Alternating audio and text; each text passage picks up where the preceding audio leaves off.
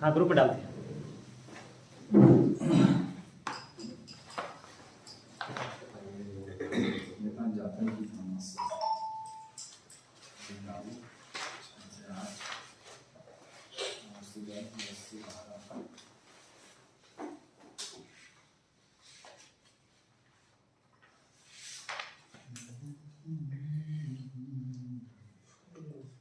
चलिए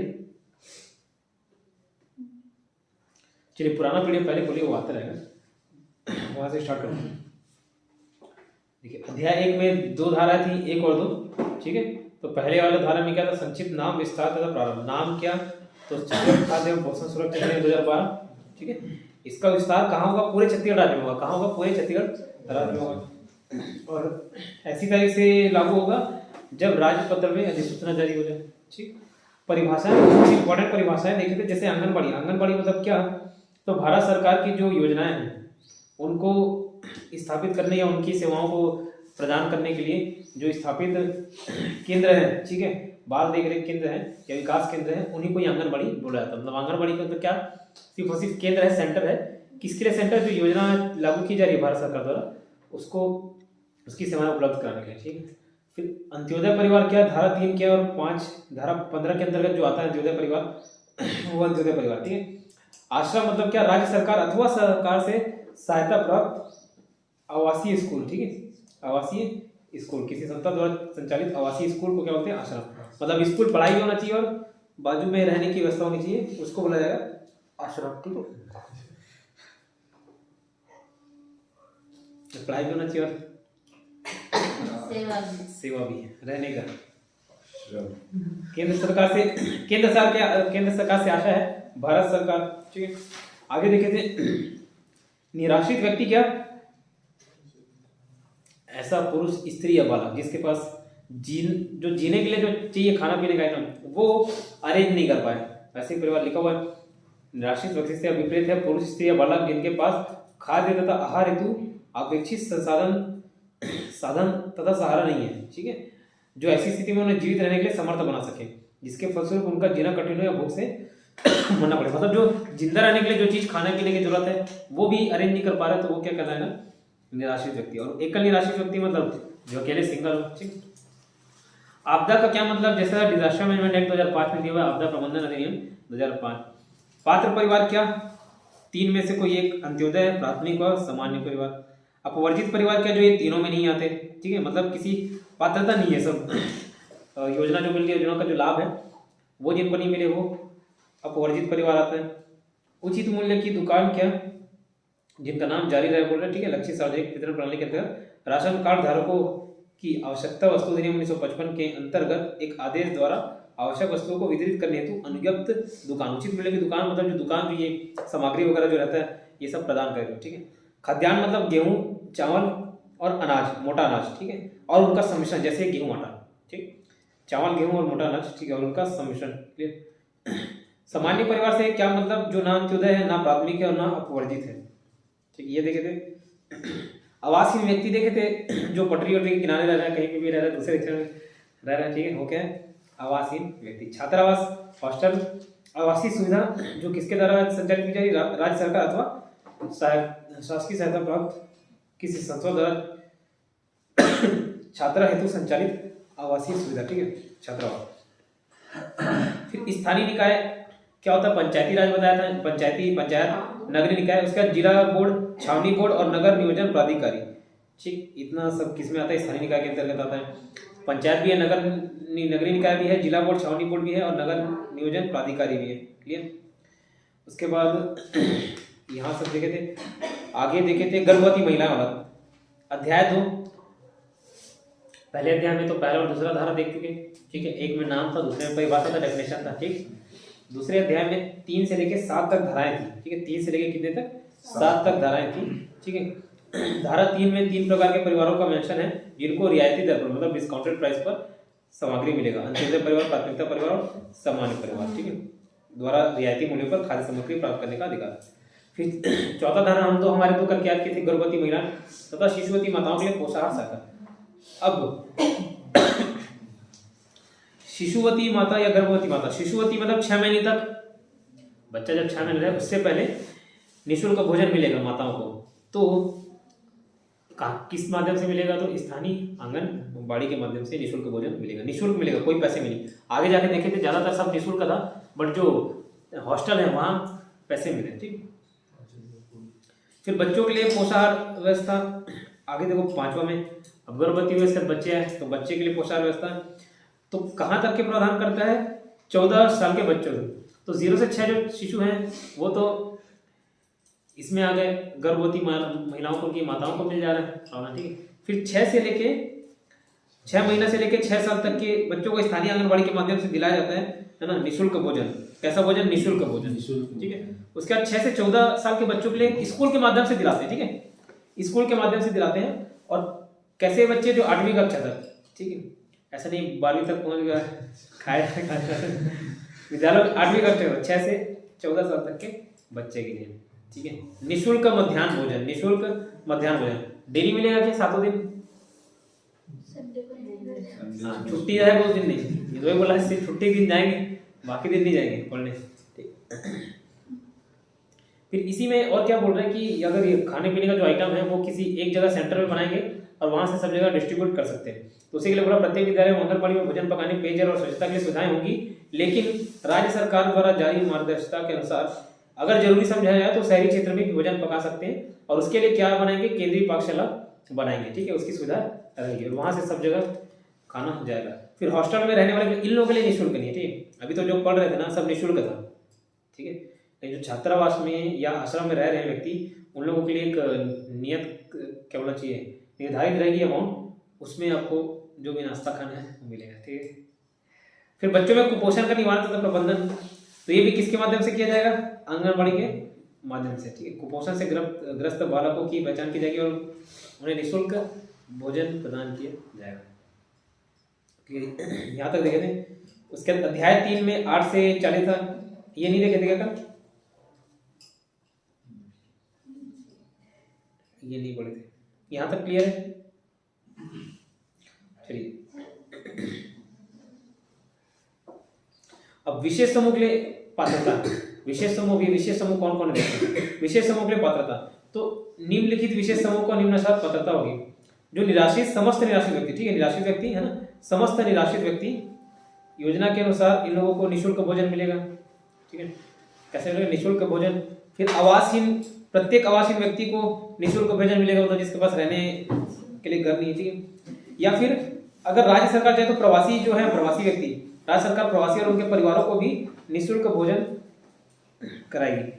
ठीक है, प्रवासी लोगों को भी निःशुल्क भोजन उपलब्ध कराएगी।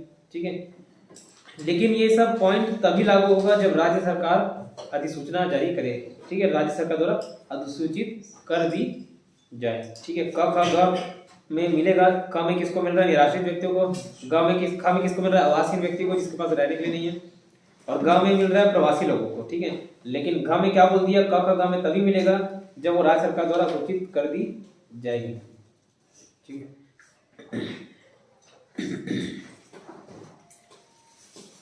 फिर आगे और बढ़ रहा है नेक्स्ट पॉइंट में, लेकिन कोई भी ऐसा व्यक्ति या परिवार जो केंद्र सरकार, राज्य सरकार से इसी टाइप का लाभ ले रहा हो, तो उसको डबल फायदा नहीं मिलेगा। ठीक है, डबल फायदा नहीं मिलेगा। तो ये जो खंड क में पढ़े, निराश्रित हो गया, प्रवासी हो गया, आवासहीन हो गया, इन लोगों को नहीं मिलेगा लाभ, अगर वो कोई और लाभ ले रहे हैं तो। ठीक है, क्लियर। फिर अगला पॉइंट बोलता है राज्य सरकार इस अधिनियम के प्रारंभ होने की तारीख से 1 वर्ष की अवधि के अंदर ये पात्रताओं की अधिसूचना जारी करेगी। जो खंड का था उसकी अधिसूचना जारी करेगी। इतना क्लियर। 9वां पॉइंट देखो, आपात अथवा आपदा प्रभावित व्यक्तियों के लिए पोषाहार सहायता। ये 7 के बाद 9 को रिलेट किए थे।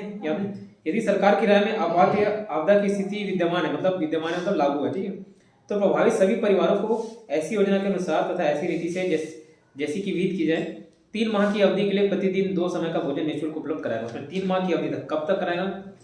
3 महीने की अवधि के लिए हर रोज 2 समय का भोजन। ठीक है, तो टाइम दिया है 2 समय का भोजन, निःशुल्क भोजन, और 3 महीने के लिए हर रोज। यहाँ कोई संडे आज खावा तो सर नहीं। ठीक है, तो डेली मिलेगा खाने के लिए। आपात है, आपदा प्रभावित है कोई व्यक्ति या कोई परिवार, तो उसको कैसे मिलेगा? 3 महीने के लिए रोज मिलेगा, 2 टाइम के लिए मिलेगा। ठीक है, क्लियर, कोई संडे सैटरडे नहीं, ठीक, इतना क्लियर था। अब अध्याय 4, भूख की दशा में तत्काल राहत। अध्याय 4 के ऊपर भूख की दशा में तत्काल राहत, तो 10 बस करके भी याद किए थे। 10 भूख की दशा में राहत प्रदान करने हेतु मार्गदर्शिका, 10 से दर्शिका याद किए थे।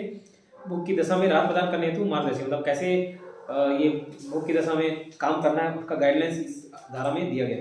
क्या बोल रहा है, राज्य सरकार भूख से पीड़ित या भूख के सदृश दशाओं में जो भी व्यक्ति हैं उनके लिए निःशुल्क भोजन कराने के लिए क्या तैयार करेगा, मार्गदर्शिका तैयार करेगा तथा अधिसूचित करेगा।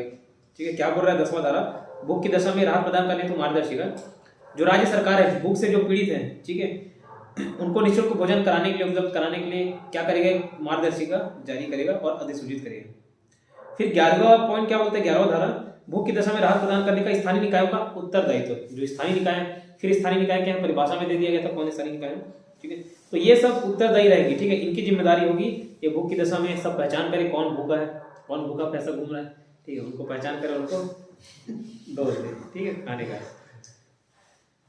फिर भूख से तत्काल राहत की ये पहचान करने के बाद तत्काल राहत उपलब्ध कराया जाएगा। ठीक है, क्या बोल रहा है देखना, पहचान किए जाने की तारीख से 6 महीने तक प्रतिदिन 2 समय का निःशुल्क भोजन कराएगा। अब याद रखना, आपदा वाली स्थिति में 3 महीने तक मिल रहा था, और कोई नॉर्मली भूख की दशा है ना, पहचान कर ले कि भाई भूखा पैसा है, तो 6 महीने तक 2 टाइम डेली, ठीक है, हाँ डेली, ठीक है। और अन्य कोई राहत जो राज्य सरकार की राय में अवसर, और कोई जरूरत हो जो पूरी की जानी है, और कोई जरूरत है जो पूरी की जानी है, राज्य सरकार को लगता है कि ये भी उसको राहत मिलनी चाहिए उसको, तो वो भी दे दी जाएगी।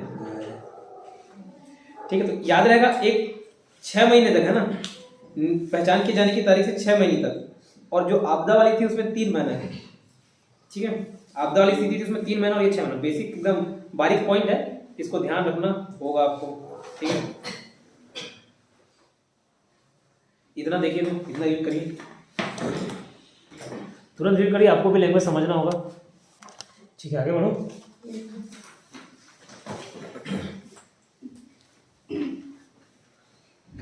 चलिए, कहाँ तक था, भूख से तत्काल राहत है ना, अध्याय 5 देखना था।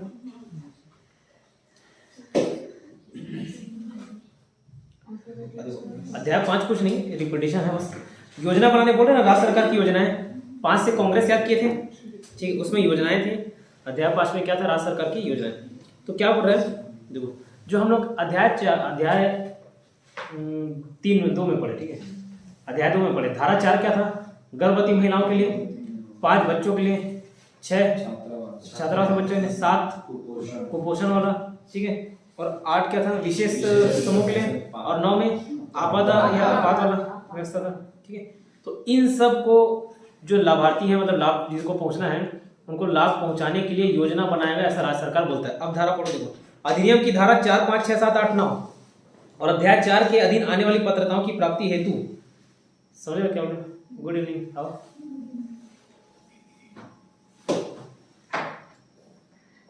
ठीक है, मैं क्या बोला, अधिनियम की धारा 4, 5, 6, 7, 8, 9 और अध्याय 4 के अधीन आने वाले, अध्याय 4 के अधीन आने वाले क्या, भूख से तत्काल राहत वाला 10, 11, 12। ठीक है, ऐसे धारा के अंतर्गत जो आ रही बातें, आने वाली पात्रताओं की प्राप्ति हेतु राज्य सरकार क्या करेगी, योजना बनाएगी। ठीक है, राज्य सरकार द्वारा अधिसूचना जारी कर योजनाओं का क्रियान्वयन किया जाएगा। ठीक है, इतना क्लियर।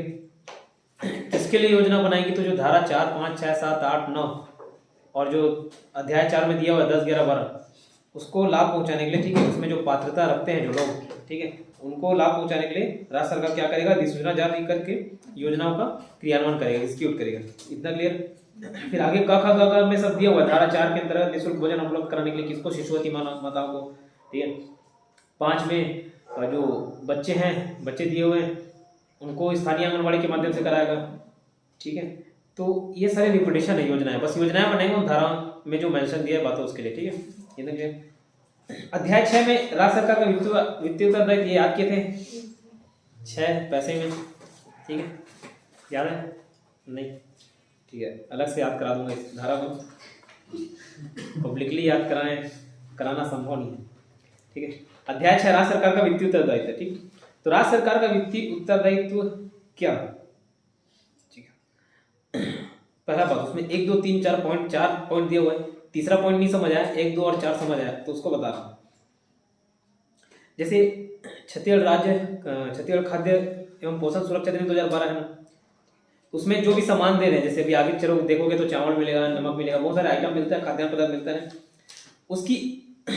उसकी मात्रा जो मिलनी चाहिए, ठीक है और या तो उसकी मात्रा, या जैसे संसद मतलब केंद्र सरकार की तरफ से कोई योजना आई है उसके तहत भी सामान मिल रहा है जो दोनों में से ज्यादा हो। सपोज राज्य सरकार की तरफ से 5 किलो चावल मिल रहा है, केंद्र सरकार बोला नहीं 7 किलो, तो जो ज्यादा है 7 उसको मिलेगा, उसके लिए वो जो लाभार्थी है वो पात्र होंगे। वही पॉइंट लिखा है। देखो इस अधिनियम के अंतर्गत क्या बोल रहा है, इस अधिनियम के अंतर्गत उसके आगे वाला तत्सम वाला पॉइंट छोड़ देना, अंतर्गत पात्र परिवार के रूप में निर्दिष्ट कोई परिवार, मतलब जो दिया गया है परिवार, ठीक है, इस अधिनियम में अथवा इस निमित्त संसद द्वारा निर्मित किसी अन्य विधि के अंतर्गत यथा विनिर्दिष्ट ऐसे खाद्य पदार्थ की ऐसी मात्रा जो भी अधिक हो के लिए पात्र होंगे। समझ क्या है?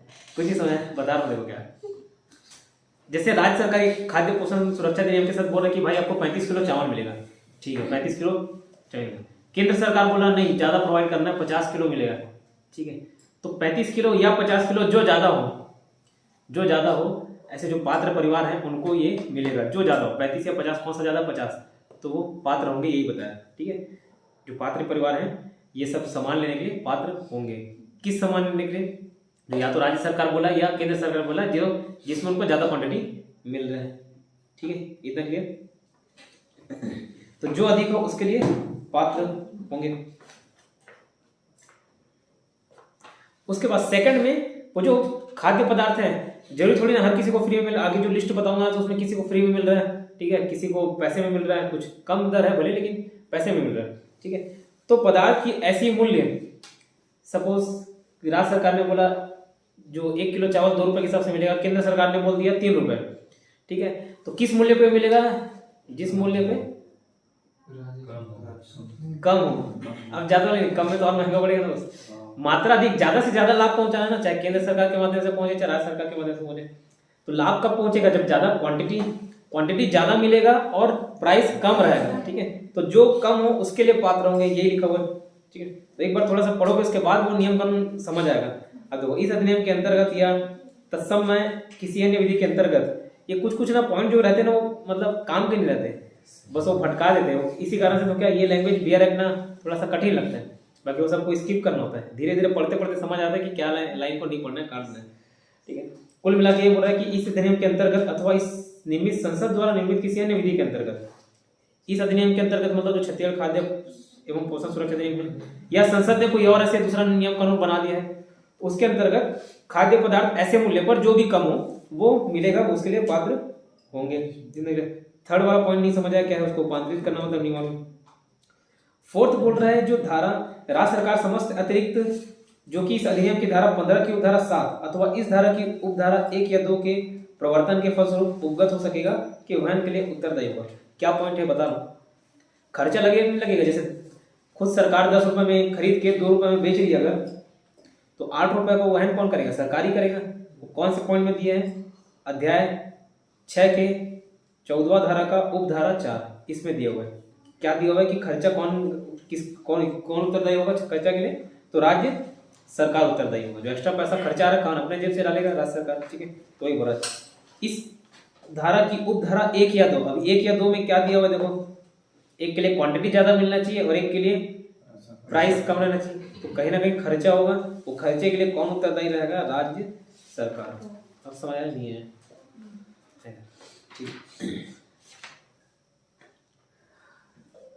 अध्याय 7 में अंत्योदय परिवारों, प्राथमिक परिवारों, प्राथमिकता वाले परिवार तथा विशेष कमजोर समूह सामाजिक समूहों की पहचान। यहाँ पे सामान्य परिवार ना देके विशेष कमजोर सामाजिक समूहों की पहचान बोला था, ठीक है। जब धारा लिखा रहा था तब भी मेंशन किए थे यहाँ पे।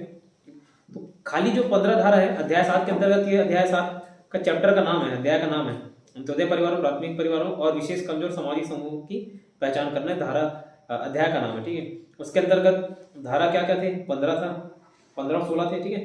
तो तो 15 में क्या बोल रहा है, परिवारों तथा विशेष रूप से कमजोर सामाजिक समूहों की पहचान के संबंध में मार्गदर्शिका जारी करने हेतु राज्य सरकार की शक्ति दी गई है। ठीक है, मार्गदर्शिका जारी करने हेतु राज्य सरकार की शक्ति दी गई है। अब सीधा वो धारा 1 है उसको छोड़ दो, धारा 2 में देखो, उपधारा जो 2 है उसमें क्या है, विशेष कमजोर सामाजिक समूहों में कौन कौन से परिवार निर्दिष्ट होंगे, मतलब कौन कौन से परिवार आएंगे वो बताया, कौन कौन से परिवार आएंगे। लिखा पॉइंट क्या हो रहा है, तो अब देखते हैं कि कमजोर सामाजिक समूह की पहचान कैसे की जाएगी, कौन कौन कमजोर रहेंगे, कौन कौन अंत्योदय में रहेंगे, कौन कौन प्राथमिक में रहेंगे, वो दिया हुआ है यहाँ पे। ठीक है, और ये याद करना इंपॉर्टेंट है, ये ऑप्शन दे के पूछ सकते हैं कि ये इसमें अंत्योदय में आएगा कि नहीं आएगा। ठीक है, और आपका कमजोर सामाजिक समूह में आएगा कि नहीं आएगा, ये पूछा जा सकता है। तो विशेष कमजोर सामाजिक समूह में कौन कौन आएगा, का देखो, का पॉइंट क्या बोल रहे हैं, केंद्र सरकार द्वारा समय समय पर यथा अधिसूचित विशेष कमजोर जनजाति समूह के समस्त परिवार, मतलब केंद्र सरकार ने जिसको बोल दिया कि ये भाई विशेष कमजोर जनजाति समूह के अंतर्गत आता है, तो वह इस विशेष कमजोर सामाजिक समूह में आ जाएगा। दूसरा क्या बोल रहा है, समस्त परिवार जिसके मुखिया विधवा अथवा एकाकी महिला है, मतलब सिंगल महिला है, ऐसा परिवार जिसकी मुखिया, ऐसा परिवार जिसकी मुखिया क्या है, विधवा है तथा एकाकी महिला है, एकाकी मतलब सिंगल महिला है। ठीक है, और कोई उसको देख रेख करने वाला नहीं है, तो वो भी किस में आएगा, विशेष कमजोर सामाजिक समूह में आएगा। तीसरा क्या बोल रहा है, समस्त परिवार जिसके मुखिया लाइलाज बीमारी से पीड़ित है। मुखिया कहने का तात्पर्य ये है, अगर मुखिया अच्छा चंगा भला है तो वो तो बाकी बच्चों का पोषण कर सकता है ना, पालन पोषण कर सकता है, लेकिन मुखिया ही कमजोर है तो और बच्चों का पालन पोषण कौन करेगा, तो ये सबको विशेष कमजोर समूह में रख रहे हैं, विशेष कमजोर सामाजिक समूह। क्लियर, तो समस्त परिवार जिनके मुखिया क्या है, लाइलाज बीमारी से पीड़ित है, समस्त परिवार जिसके मुखिया एक निशक्त व्यक्ति है, निशक्त व्यक्ति मतलब थोड़ा डिसेबल है, नहीं काम कर सकते। ठीक है, एकाध अंग काम नहीं कर रहा, ठीक है, हाथ पर काम नहीं कर रहा तो नहीं कर सकते। ठीक है, फिर से देखो, याद करना जरूरी दोस्त है ना, इसमें अंत्योदय परिवार में कौन कौन शामिल हो रही है विशेष कमजोर समूह में। तो पहला क्या देखा, जो केंद्र सरकार ने बोल दिया कि ये विशेष कमजोर जनजाति समूह है, जनजाति समूह, विशेष कमजोर जनजाति समूह, वो विशेष कमजोर हो गए। ऐसा परिवार है जिसकी मुखिया क्या है, विधवा है या एकाकी महिला है, सिंगल महिला। ठीक है, ऐसा परिवार जिसके मुखिया लाइलाज बीमारी, ठीक है, कोई ऐसा बीमारी हो गया जो मतलब जैसे कैंसर हो गया या जिसका इलाज अभी तक नहीं निकाला गया। ठीक है, लाइलाज बीमारी। ठीक, ऐसा परिवार जिसके मुखिया क्या है, निशक्त व्यक्ति है। अब समस्त परिवार जिसके मुखिया 60 वर्ष या इससे अधिक आयु के हैं, जिनके पास आजीविका के सुनिश्चित साधन या सामाजिक सहायता नहीं है। अब 60 वर्ष से ऊपर हो गए, काम करने में असमर्थ माना जा सकता है, जिनके पास क्या आजीविका के सुनिश्चित साधन या सामाजिक सहायता नहीं है। 60 वर्ष या उससे ऊपर जिनके पास अब कमाने खाने के लिए कोई साधन नहीं है। ऐसा नहीं कि एकदम बहुत बड़ा जमीन है, घर है, उसको किराए में दे दिए, पैसा आ रहा है, बैठ के खा, ऐसा नहीं, तो कोई व्यवस्था नहीं है और खुद काम करने में सक्षम नहीं है। 60 साल की उम्र हो गई, मतलब प्रॉपर हाथ पैर काम नहीं करेगा। ठीक है, तो ये भी किस में आते हैं, विशेष कमजोर सामाजिक समूह में। क्लियर, फिर क्या बोल रहा है आगे, समस्त परिवार जिनके मुखिया विमुक्त बंधुआ मजदूर है। विमुक्त मतलब क्या होता है समझते हैं, मुक्त ही तो होता है क्या, नहीं होता है, पता नहीं, बंधुआ मजदूर से लेने वाले नहीं मानो, इसलिए पूछ रहा हूँ, सोचा कहीं जवाब आ जाएगा तो उसी को एक्सप्लेन कर दूंगा। हाँ सही वाले, हिंदी आया जवाब। ठीक है, मेरे ख्याल से जो बंधुआ मजदूर थे अब छूट गए हैं। ठीक है, ऐसे मुखिया वाले समस्त परिवार विशेष कमजोर समूह में आएंगे। और 6 बोल रहा है, परिवार का कोई अन्य समूह जो जैसा कि विहित किया जाए, मतलब बोल दिया जाए ऐसा है, वो उसको पॉइंट पढ़ने की जरूरत नहीं, ऊपर का 6 पॉइंट देंगे। ठीक है, ये याद रहना चाहिए 6 लोग कौन कौन से, 6 लोग कौन कौन से। एक तो केंद्र सरकार जिसने बोल दिया कि भाई अनुसूचित जनजाति समूह में आता है, सॉरी अनुसूचित बोलता हूँ, कमजोर जनजाति समूह में आता है, पहला वो। फिर ऐसी मुखिया जो विधवा हो या एकाकी हो। तीसरा जो लाइलाज बीमारी से ग्रस्त हो। चौथा निशक्त हो, अब काम करने में सक्षम नहीं है। पांचवा जो 60 साल से ऊपर हो गया और जिसके पास पर्याप्त साधन नहीं है ठीक कमाने का। और छठवा बंधुआ मजदूर से छोटा हो। ठीक है, क्लियर। फिर नीचे देखो, उसके अंतर्गत ही 15 की उपधारा 3 क्या बोल रही है, क्या बोलता है, सभी परिवार प्राथमिक परिवार वाले परिवार होंगे। कौन कौन होंगे प्राथमिक परिवार वाले? देखें अभी तक क्या देखे, विशेष कमजोर समूह वाले देखे, अब देखना है प्राथमिकता वाले परिवार। हाँ बोलिए। नहीं चल रहा है, कंटिन्यू रहेगा।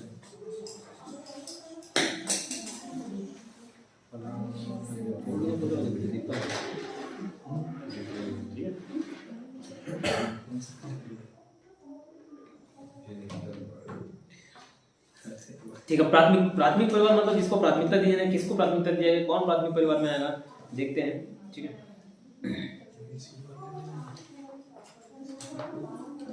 पहला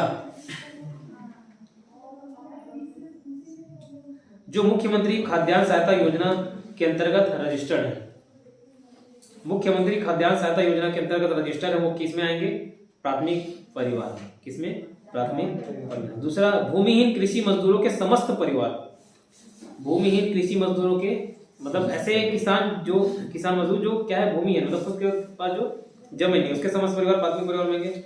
सीमांत एवं लघु कृषकों के समस्त परिवार, ये छत्तीसगढ़ वाले जब करा था तब देखा था कितने एकड़ खेत तक वो इनको लघु माना जाएगा, सीमांत कृषक माना जाएगा। अभी वो सीमा मेरे को भी याद नहीं आ रहा है। ठीक है, सीमांत एवं लघु कृषक के समस्त परिवार आते हैं किसमें, प्राथमिक परिवार में। फिर समस्त परिवार जिसके मुखिया असंगठित श्रमकार है, ठीक है, उसके रूप में रजिस्टर्ड है। ठीक है, समस्त परिवार जिसके मुखिया क्या है, असंगठित श्रमकार है या श्रमिक है। ठीक है, उस सुरक्षा अधिनियम के तहत श्रमिक माने जाते हैं, असंगठित, अनऑर्गेनाइज्ड लेबर बोलते हैं, अनऑर्गेनाइज्ड लेबर। फिर और क्या बोला, समस्त परिवार जिसके मुखिया भवन एवं अन्य सनिर्माण कर्मकार है। मतलब क्या, निर्माण श्रमिक है, जो काम हम करते हैं ना, बनाते हैं जो लेबर। ठीक है, समस्त परिवार।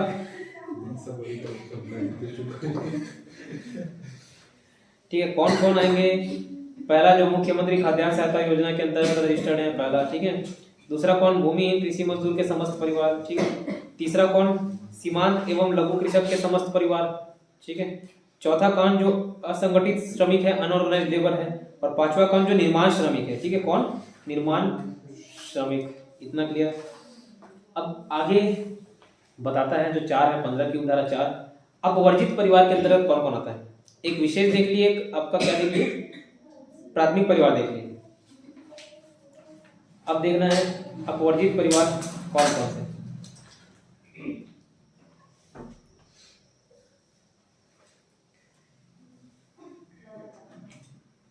तो अपवर्जित परिवार में क्या, समस्त ऐसे परिवार जिनके मुखिया या परिवार का कोई अन्य सदस्य आयकरदाता मतलब इनकम टैक्स पेयर है। आप बताओ, टैक्स पे कर रहे हैं मतलब है नहीं भाई कमाई, तो उनको थोड़ी 2 रुपए किलो 3 रुपए किलो चावल की जरूरत है। ठीक है, ये सब क्या है, अगर पे कर रहे हैं मतलब अच्छा खासा कमा रहे हैं, अपवर्जित परिवार में आएंगे। गैर अनुसूचित क्षेत्रों में एक होता है अनुसूचित क्षेत्र, शेड्यूल एरिया, एक होता है नॉन शेड्यूल एरिया। ठीक है, तो गैर अनुसूचित क्षेत्रों में 4 हेक्टेयर से अधिक, 4 एकड़ नहीं बोला, 4 हेक्टेयर से अधिक सिंचित भूमि या 8 हेक्टेयर से अधिक असिंचित भूमि धारक समस्त ऐसे परिवार। ठीक है, मतलब जो जिस परिवार के पास 4 हेक्टेयर से अधिक सिंचित भूमि हो या फिर 8 हेक्टेयर से ज्यादा असिंचित भूमि हो। ठीक है, इरिगेटेड लैंड और नॉन इरिगेटेड। ठीक है, फिर समस्त ऐसे परिवार जो नगरीय क्षेत्रों में पक्का मकान रखते हो, पक्का मकान बना के बैठे हो, जो 1000 वर्ग फीट से अधिक क्षेत्रफल का हो। जैसे 1000 स्क्वायर फीट का है, बढ़िया डबल तिकोण मंजिल घर बना रहे हो, बोलोगे 2 रुपए किलो चावल मिलना चाहिए, तो गलत बात।